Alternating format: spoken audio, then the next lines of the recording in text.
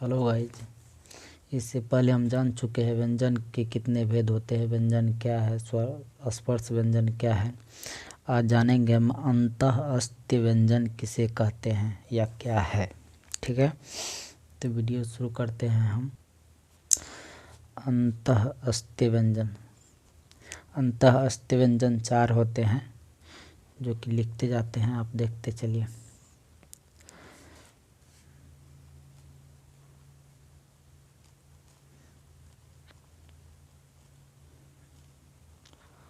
अंतःस्थ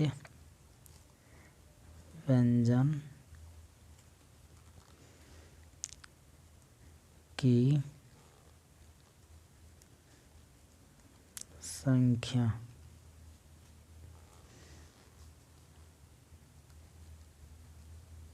4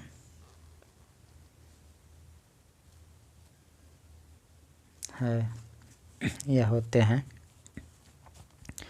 number 1 या, य, र, ल, व। ये जो है सभी क्या है, अंत्यअस्त व्यंजन। अब परिभाषा देते हैं अंत्यअस्त व्यंजन किसे कहते हैं। उन व्यंजन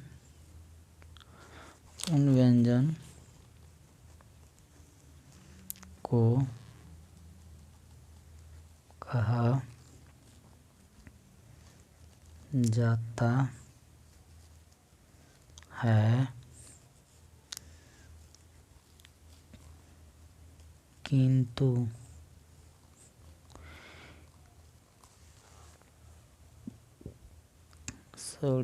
किंतु नहीं लिखना चाहिए, जो जीव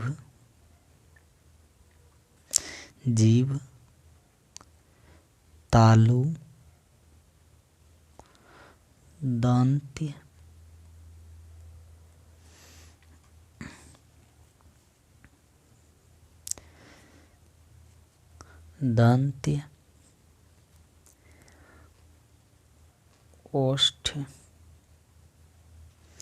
ओठ के स्पर्श से होता है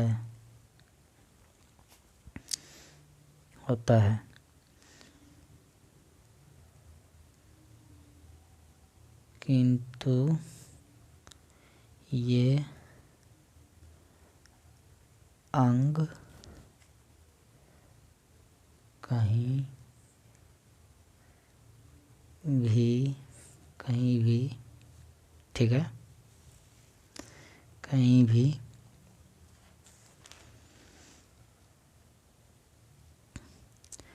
भी एक दूसरे का पूर्ण स्पर्श नहीं करते हैं। देखिए, परिभाषा के माध्यम से अंतःस्थ व्यंजन किसे कहते हैं। उन व्यंजनों को कहा जाता है जो जीव तालु दंत ओष्ठ के स्पर्श होता है किंतु ये अंग कहीं भी एक दूसरे का पूर्ण स्पर्श नहीं होता। मतलब पूरा सही तरीका से स्पर्श नहीं कर पाता है, पूरा तरीका से सही छू नहीं पाता है, उसी को कहते हैं अंत्यअस्त व्यंजन। समझ गए होंगे। थोड़ा और देख बताते हैं डिटेल में। इन अंतरराष्ट्रीय व्यंजन एरो डाल करके दिए हैं। व्यंजन वर्णों के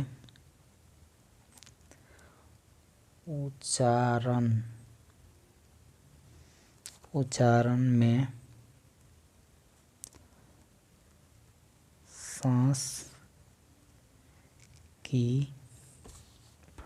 सांस की गति दूसरे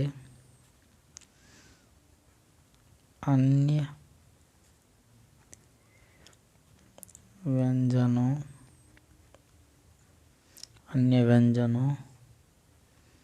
से अपेक्षाकृत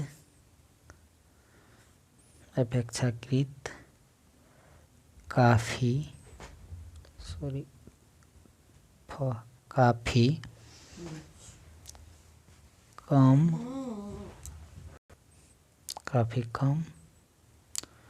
कम होती है और इन चार वर्णों में य और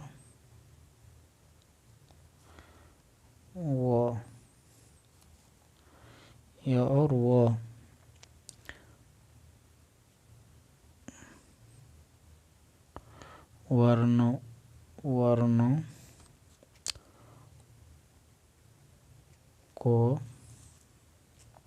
वर्णों को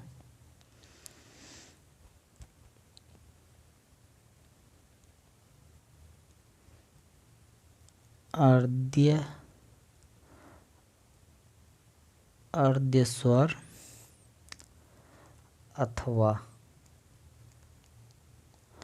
अथवा संघर्षहीन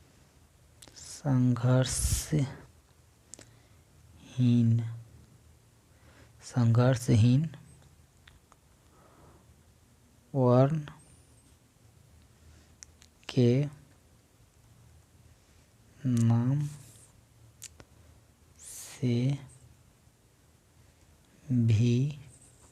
के नाम से भी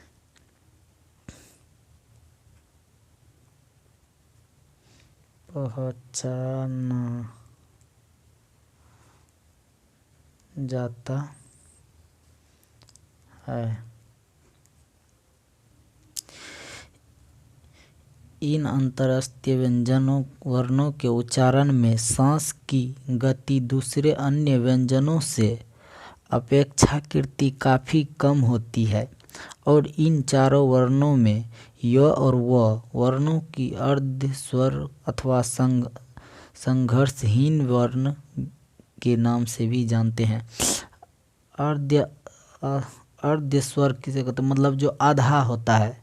अर्ध का मतलब हुआ कि आधा। स्वर का मतलब क्या हुआ? स्वर किसको बोलते हैं? देखिए, एक स्वर हम पहले पढ़ा चुके हैं। स्वर जैसे मतलब ए ई आई ओ यू होता है ना, ए ई आई ओ यू, ये क्या हो जाते हैं? ए, जो मतलब किसी दूसरे पे निर्धारित नहीं रहता है, उसको कहते हैं हम, उससे कहते हैं हम स्वर वर्ण। ए जैसे देखिए, ए किसी पे नहीं है, ई ई ई ऐसे बोलते हैं ना। आप देखिए, मतलब व्यंजन किसे कहते हैं? क से लेकर के योरल के यहाँ तक जो होते हैं वो होते हैं व्यंजन। जैसे ई देखिए, एक दूसरे पे क्या होता है? ये जो है, ये क्या है? स्वर वर्ण का उदाहरण है। ये क्या है? स्वर वर्ण का उदाहरण। इसी प्रकार मतलब अगर ब ले लेते हैं तो ब देखिए कैसे बनता है। जैसे ए लिए तो ऐसे हुआ। अब बी लेते हैं, एक मिनट, बी बी बी ब जोर ई, तब न होता है बी। ऐसे बनते हैं। इसी प्रकार मतलब ये जो है ना, अर्ध स्वर अथवा संघर्षहीन व्यंजन कहते हैं। मतलब सांस जो लेते हैं हम, उसका कहीं से भी पूर्ण रूप से स्पर्श नहीं हो पाता है। जीव चाहे मतलब य बोले ना तो य देखिए पूरा बढ़िया से मतलब जीभ का जो है इसका जीभ जो है स्पर्श नहीं कर पाता है। जैसे हम बताते हैं एग्जाम्पल के तौर पर, देखिए यह है ना, इसमें हलंत लगा दिए तो इसको हम कैसे पढ़ते हैं, य जोर अ बराबर होता है ना य। इसको हम कौन चीज़ से बोलते हैं, ताल्लुक से बोलते हैं। य को कौन चीज़ से बोलते हैं, ताल्लुक से। ताल्लुक, जैसे य ताल्लुक से हुआ ना तालव्य। इसी प्रकार एक दो उदाहरण एग्जाम्पल और हम ले लेते हैं। देखिए य का तो बता दें, र में जब हलन लगा हुआ है तो र जो अ बराबर होता है र जो अ बराबर होता है र। इसका हम करते हैं मूर्धन्य, मुख से जो बोलते हैं र। फिर ल का देखिए, ल में हलन लगा हुआ है, ल प्लस अ बराबर ल होता है। ये दंत्य, दांत में सटता है जीभ, बट मतलब पूर्ण ढंग से नहीं सटता है। जो मतलब पूर्ण ढंग से स्पर्श नहीं करता है उसी को कहते हैं अंत्य अस्त व्यंजन। ये जो होता है ना 4 होता है, य र ल व, ये अंत्य अस्त व्यंजन 4 होते हैं। ठीक है, देख लीजिए उदाहरण के तौर पर हम लिखा दिए हैं।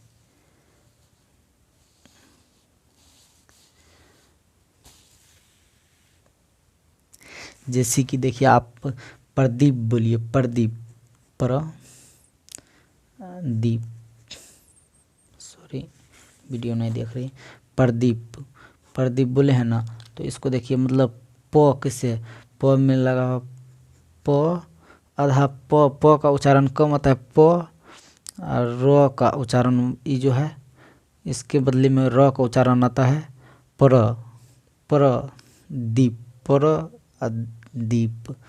प हाफ होता है और र का उच्चारण फुल्ली आ जाता है। ठीक है, इसी प्रकार मतलब जो जिसका हाफ उच्चारण पूर्ण हो बट